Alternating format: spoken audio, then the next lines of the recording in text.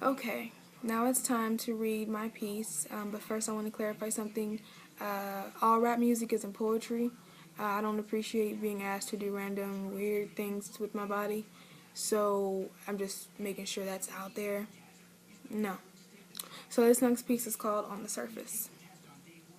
Now I think it's time to stop living and speaking on the surface.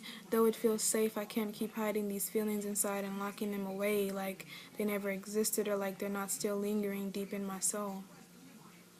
I was a child that, like many others, experienced some type of abuse or more than one. I can honestly say those experiences molded me into someone I did not like, someone I wanted to die. When I looked in the mirror, I didn't love her. She wasn't confident or beautiful to me. She was the product of negativity. I tried to kill her many times by slitting her wrists, but I was still a little scared, so I would just cut when someone frustrated me or made me angry, which was a lot of times. So many that I told my school counselor if I go home with her today, I'm going to kill myself, and they sent me to the top floor of the nearest hospital to have a psychiatric evaluation. That only made me realize I was under a generational curse with a spirit no one wanted to talk about. It was revealing itself through me, but everyone kept silent. Then I heard about my great-grandfather who committed suicide. Then I said to myself, interesting.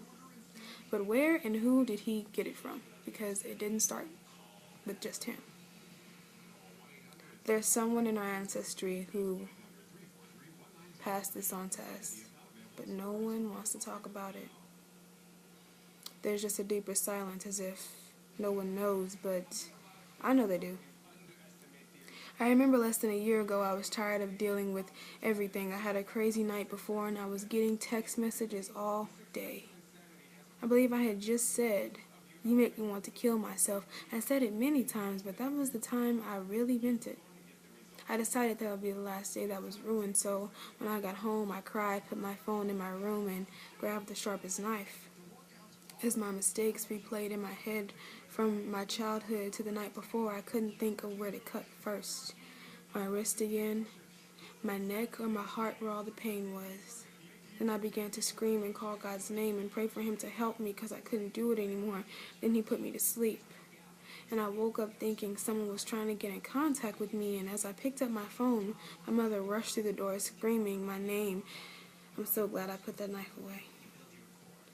She walked in and she looked at me like she wanted to hit me, but she just grabbed me and took me to the floor with her, saying constantly, "I thought you did it, I thought you did it." I just can't get that picture out of my head. And at that moment I realized if I would have killed myself that day, she would have gone with me. I didn't want to hurt her. I wanted to leave because apparently I was a burden. At least that's what she kept saying.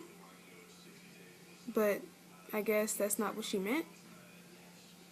And I was tired of hearing about what I didn't do the week before or what you feel I didn't do enough. I just wanted to put the permanent mute button. I wanted to forget about those beatings that caused me to become the topic of the child who didn't like to be disciplined, but what you don't know is she doesn't remember some of the reasons why. I don't either. But I can't be angry because it's all she knew. It's how she was raised. I'm responsible for breaking those chains. Now do you see the tasks ahead of me?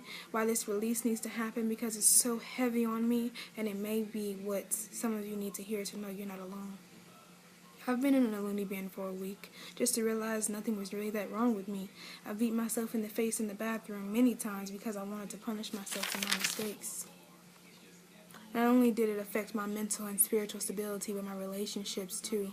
I spent time looking for what I felt was missing in the wrong men, but then I could see they were just little boys. I had a father figure in my life for a long time, but he didn't make me. I love him to this day because he still took on a role many men won't. And I never made it easy.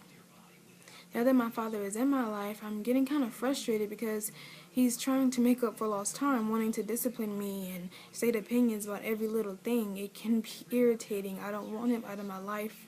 I just really need more patience.